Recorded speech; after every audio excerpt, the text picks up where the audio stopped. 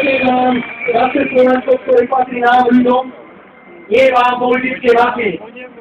My si Slovensko rozkrádať nemáme. Už si ho rozkrádať nemáme. Slovensko si nemáme do toho dosť.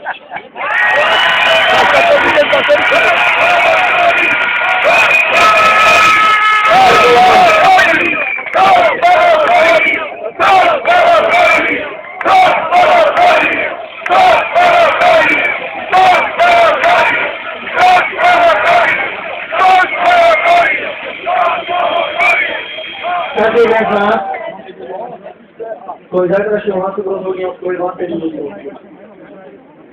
Kto nevolí, zaplatí. Verte mi, zaplatí. A to draho.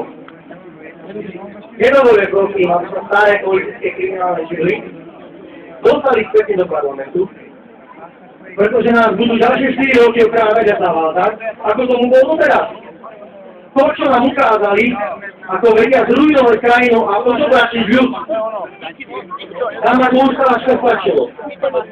Ako ukážka to stačilo. To Slovensko naše dosiaľ hrubo spalo, ale myslím, že sa práve prebralo.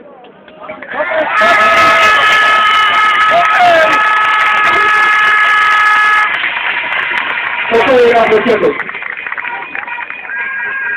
Prosím, poďme voliť, pretože jediným demokratickým nástrojom, jediným demokratickým nástrojom, pane.